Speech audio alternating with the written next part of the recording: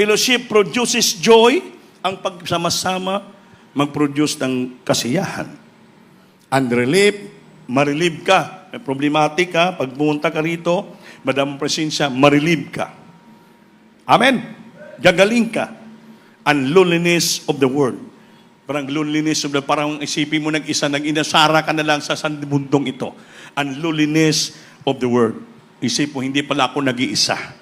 May mga kapatid pala ako sa Panginoon na handa tumulong sa akin. Palakpakan po natin ang Panginoon.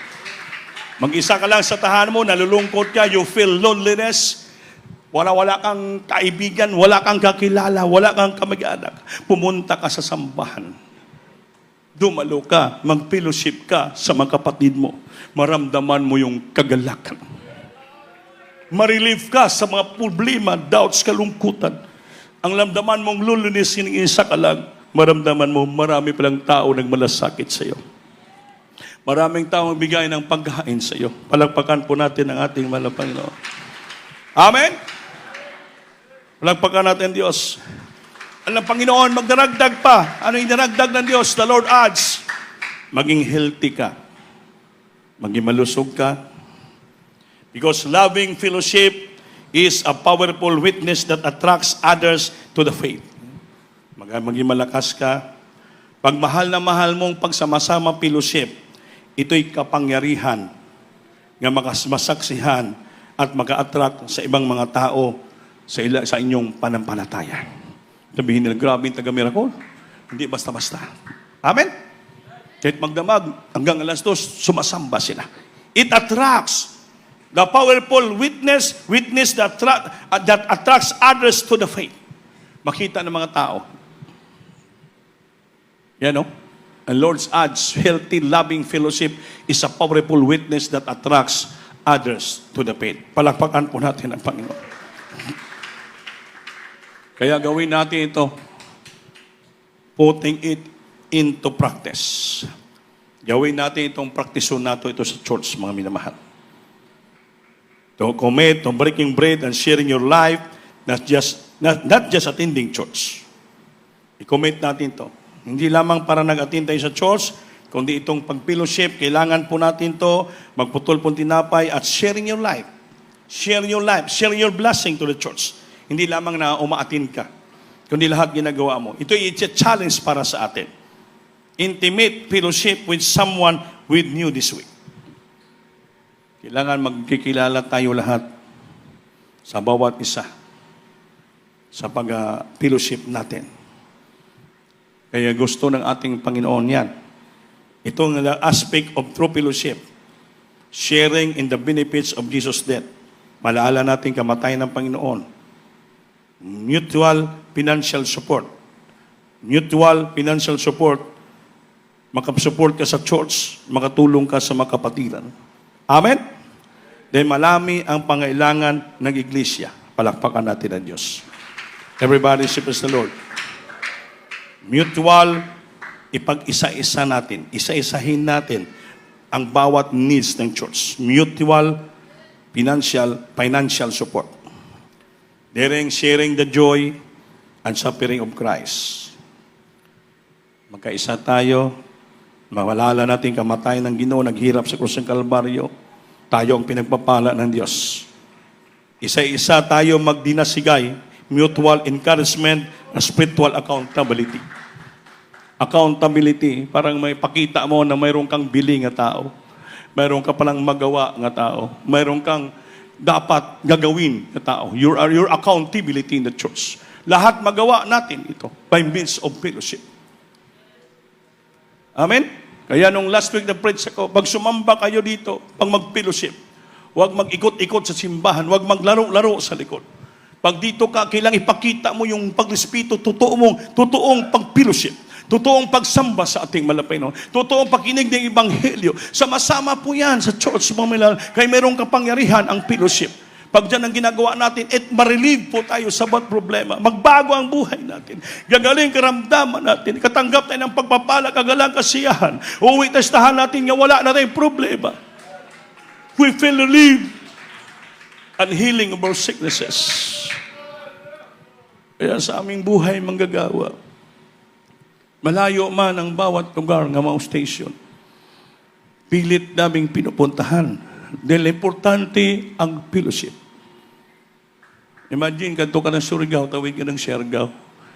25 kami lahat 25 kami lahat. Team CDO. 3 kami sasakyan. Gabi, we spend much more money. Pero hindi namin naisip. Sabi nga ni Brother Piri, ang Diyos nag-provide pa rin. Linaw ang dagat, pero ang Surigao, hindi basta-basta po yun. Malakas ang current. Kahit malinaw, pero gumaganon ang barko. Itawag na lang sa Surigao, maharok. Paskrap, isa ganun. Ako, nang pag-uwi namin sa papunta namin, tahimik lang ako, panay ako puri. Pag-uwi namin, panay di ako puri. Hindi alam na kasama ko. Ako nagpupuri. Puri ako nga puri. In the name of Jesus, this power in the name. Mga minamahal. Bakit? Importante yung pagpupuri. Praising God. Importante yung pagpupuri. Kaya pag pinupuri mo ang Panginoon, malulugod at matutuwa siya. Tulungan ka niya, iligtas ka niya sa bawat kapahamakan. Kaya tayo magkumpiyansa, mga minamahal. Walang matapang na tao pag kulang ka sa prayer, ninerebusin ka ni Satanas. Mga minamahal. Pero kung punay-puri ka lang nga puri, madama mo na yung presensya. Maramdaman mo, tumatahimik na yung daga ng barko. Sabi ko, Lord, salamat. Hindi mo kami pinabayaan.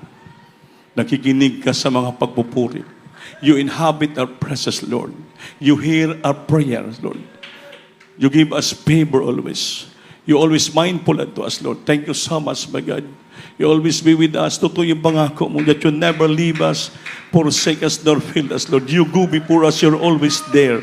Pangako ng Panginoon. Kaya nalaala kong beloved parents, Lord, mala pastor noon, pag sa Surigao, magsisla from the crusade, Bran, punta tayo ng isla. Kaob, Del Carmen, hanap pa ng 2 pambut na malaki. Mala pastor, nakaupo yan. Hindi nag-istorya, tahimik lang. Tinitingnan ko siya, nagaganon na siya. Wala siyang istorya. Pero ang mala pastor, pakinggan, tinitingnan ko, yung bibigyan, gumaganon lang. Sabang nakaupo siya, maalon o hindi, ang mala pastor, hindi huminto, umaawit, nagpupuri sa Panginoon. Yan ang ugali ng ating beloved person.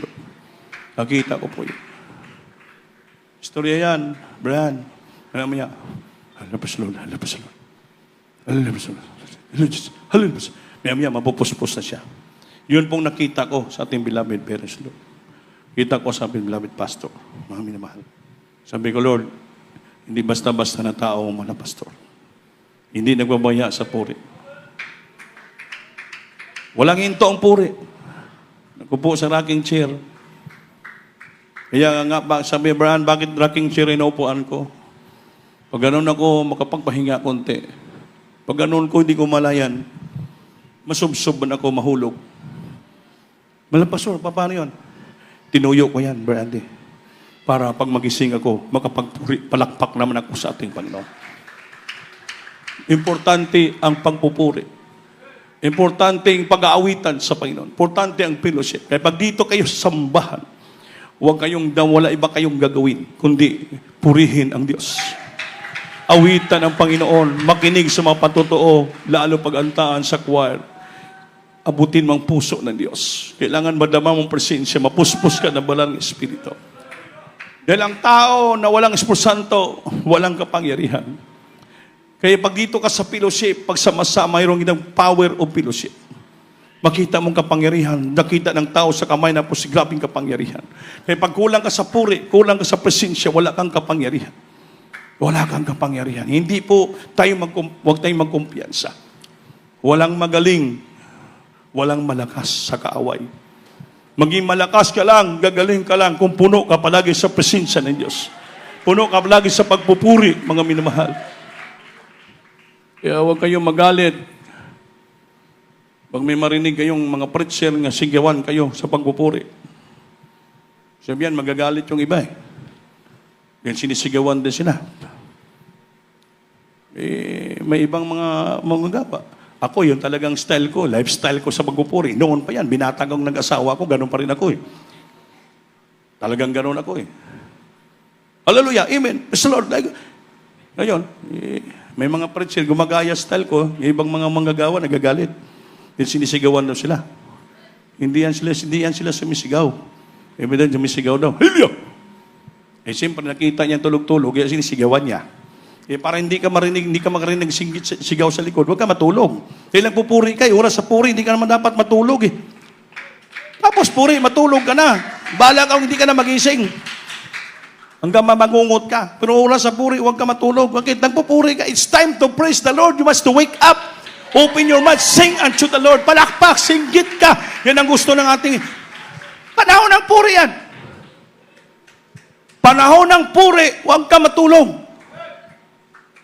Pagkatapos puri, tulog ang natulog, bahala kang hindi ka magising. Sa Bible po yan.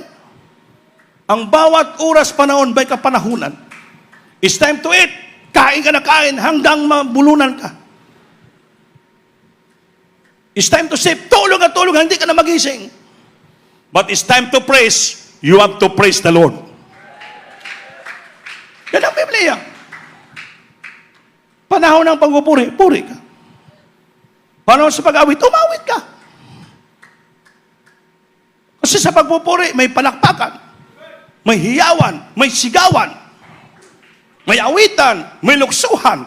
That is a part of praising. Eh bakit magalit ka kung may marinig kang sisigaw sa likod mo? Hindi ka dapat magalit. Bakit po? Di ka part ng puri yan. Di sabi niya, shout unto God with the voice of triumph eh.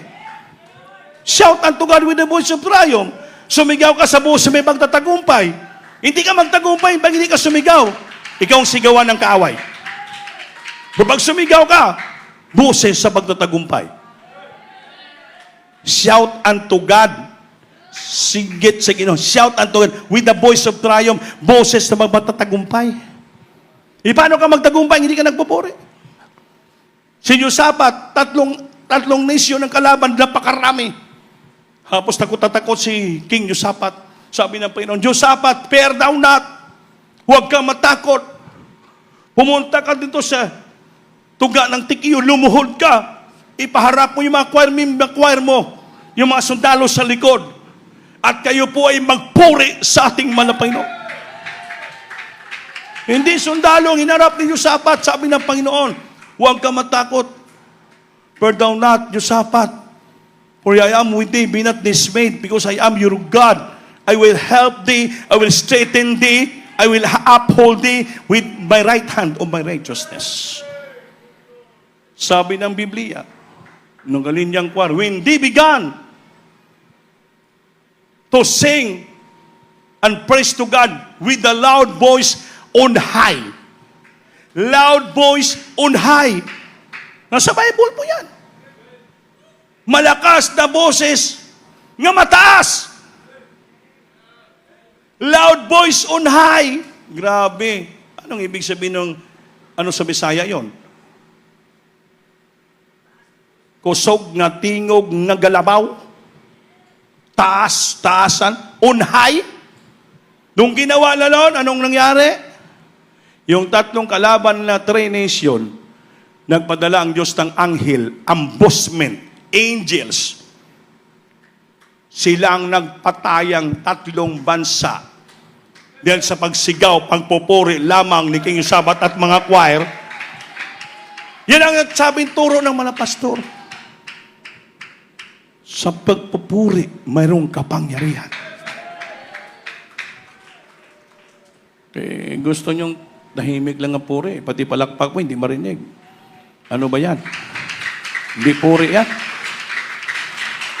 Boses mo, hinuhunghong mo lang. Ikaw lang makarinig. Hindi, puri yan. Awit mo, ikaw lang makarinig. Ang klaseng puri yan. Bakit?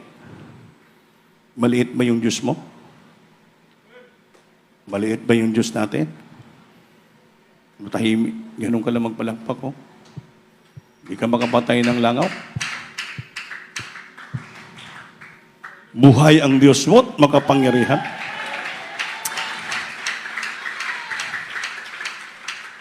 Shout to God with the voice of triumph. Make a loud voice on high. Sa Bible po yon. Kaya, sanayon nating buhay, sarili natin, lifestyle. Sabi dito, conclusion, putting it into practice. Conclusion, katapusan, putting it into practice. Gawin nyo ito, i-practice nyo ito. Sa pagpupuri, sa panalangin, sa pag-fellowship, kasama dala ang mga pagpapala, yung all things common, pagsalusaluhan natin, magbigayan, isang puso, singleness of heart, sincere heart, na may kagalakan, kasiyahan, gusto na, ipapractice po yan. Putting it into practice. Kayong araw-araw ng pagpupuri ito, yan ay pagpapractice. Dahil pag doon ka na sa langit, wala lang hinto ang pagpupuri. Sa langit, walang hinto ang puri. Araw-gabi, walang hinto. Panay puri na puri mga tao doon sa langit. Kaya dito sa lupa, pinapractice tayo ng Diyos.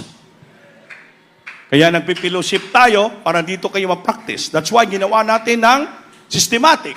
Mayroong TV, mayroong mga lyrics, para ano? We have to put it into practice. Para matuto tayo sa mga lyrics, matuto tayo umawit, para lahat kayo sa crowd, makakanta kayo, may lyrics. Huwag mo sabihin, hindi ka marunong magbasa. Kaya ginagawa sa Diyos lahat yan. Kasama yan sa fellowship. Lahat ng bagay ginagawa sa church. All things common. Para pagsama-samahan, pagsalusaluhan, para mabuo ang fellowship, lahat ay ma-revive, magalak, matibay ang bawat isa atin. Pag-uwi natin, relief na relief tayo, problematic tayo, mawala. Yung kahinaan natin mawala, ma-relief tayo, gagaling karamdaman natin, pagpapalain tayo ng Diyos. Everybody say, praise the Lord. Diba? Mutual financial support. Kailangan niya tayo sa nupiring. Yung dadalhin nyo pa nga mga kape. Kasama po yun, mga tinapay. Sharing the joy and suffering of Christ. Share natin yung kasiyahan, gagalakan natin. At yung mga paghirap ng Panginoon. Mutual encouragement, spiritual accountability. Mutual, iisa-isahin natin, sama-samahin natin. Encouragement. Ano encouragement? Encourage tayo. Magdinasigay tayo kung sa Bisaya. Amen? And spiritual accountability. Yung ating accountability bilang Kristiyano ay makita natin nga may magawa pala tayo. May mahimo pala kita. May maitulong pala kita para sa kaglulugod ng ating Panginoon. For spiritual accountability. Palakpakan po natin ang Diyos.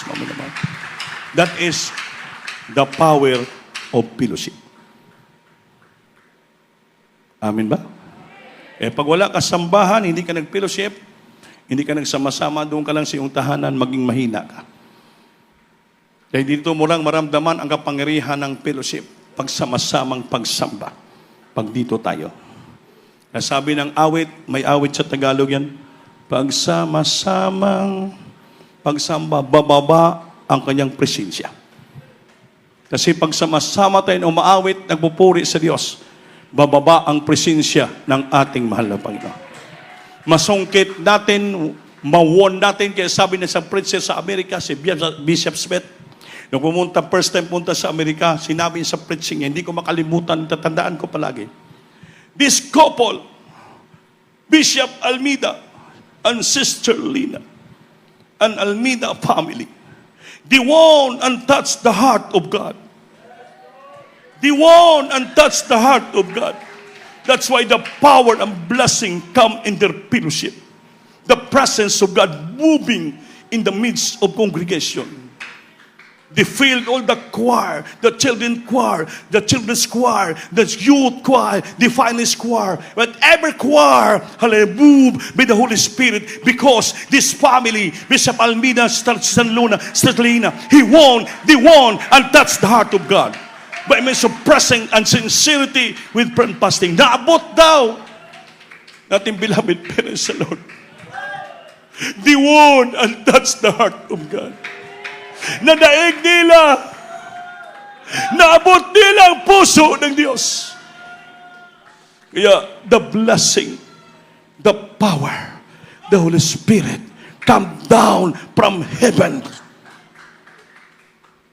We seen the power of fellowship in His church that Jesus mo ko said, grabe. The big and huge crowd, hindi basta-basta. Nakita nila, na-bless sila. Kaya every October, may fellowship sila sa ilang church dito sa Pilipinas, sumasama sila, pupunta sa atin. Ang dami ng mga Amerikano, galing sa Africa, mga evangelist, grabe pagpunta sa church.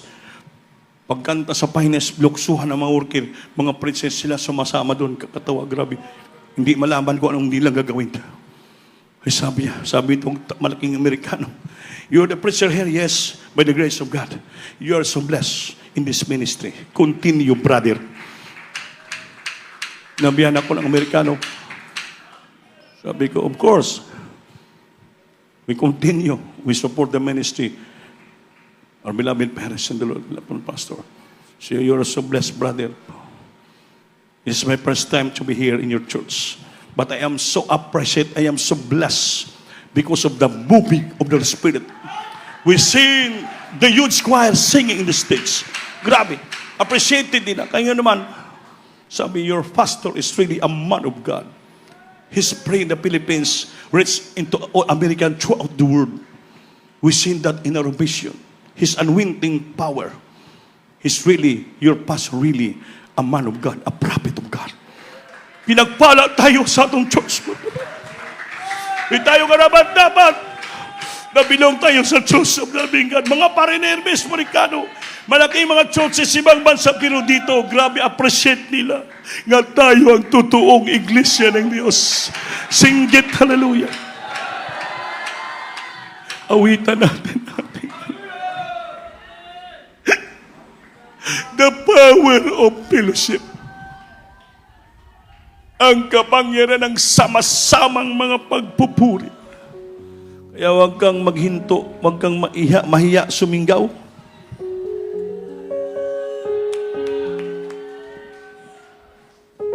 Abutin mo. Daigin mo at abutin mo ang puso ng Diyos.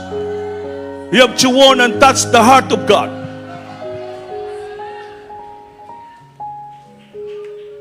Hallelujah.